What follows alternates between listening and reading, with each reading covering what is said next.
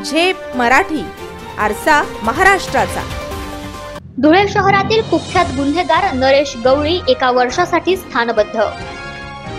जिल्हा प्रशासनाने संयुक्तपणे केली एमपीडीए अंतर्गत कारवाई। धुळे शहरातील देवपूर नगावबारी परिसरात राहणारा नरेश कांतीलाल गवळी उर्फ यादव या 28 वर्षीय कुख्यात गुन्हेगारावर एमपीडीए अंतर्गत कारवाई करण्यात आली आहे। त्या 1 वर्ष स्थानबद्ध करण्याचे आदेश जिल्हाधिकारी तथा जिल्हा दंडाधिकारी जितेंद्र पापळकर यांनी काढलेत। नरेश गवळी हा नगावबारी चौफुली लगतच्या मारुती मंदिरामागील परिसरात राहतो। त्याच्या विरुद्ध आतापर्यंत खुनाचा प्रयत्न, जबरी चोरी, विनयभंग, दंगा, लुटमार करणे, खंडणी वसूल करणे, ब्लॅकमेलिंग करणे असे 10 गुन्हे न्यायप्रविष्ट आहेत।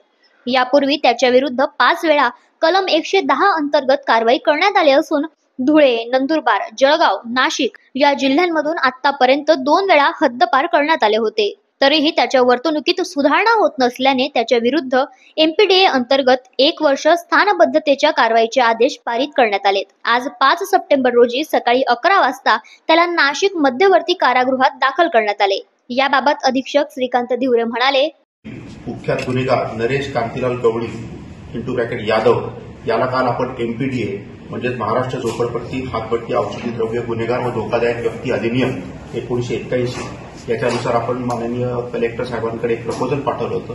त्या प्रपोजलच्या अनुषंगाने त्यांना 1 वर्षासाठी आता आपण स्थानबद्ध केलेलं आहे आणि त्याची रवानगी आपण नाशिक जेल येथे काल रात्री केलेली आहे। नरेश कांतीलाल गवळी याच्यावर एकूण 11 गुन्हे दाखल आहेत आणि ते सगळे अतिशय गंभीर स्वरूपाचे गुन्हे आहेत। त्याच्यामध्ये नरेश गवळी यांनी गेल्या 5-6 वर्षांपासून गुन्हेगारांची टोळी तयार करून दहशत निर्माण केली होती। नागरिकांना त्याच्यामुळे होणारा त्रास आणि त्याची वाढती गुन्हेगारी विचारात घेऊन देवपूर पोलीस ठाण्याचे प्रभारी धनंजय पाटील यांनी त्याच्या विरुद्ध प्रस्ताव सादर केला। त्यावर जिल्हा दंडाधिकारी जितेंद्र पापळकर यांनी शिक्कामोर्तब केला।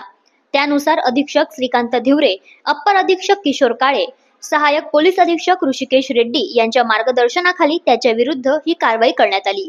अशाच वेगळ्या आणि ताज्या बातम्यांसाठी पाहत रहा झेप मराठी, आरसा महाराष्ट्राचा। संपादक प्राध्यापक अनिल चव्हाण, धुळे।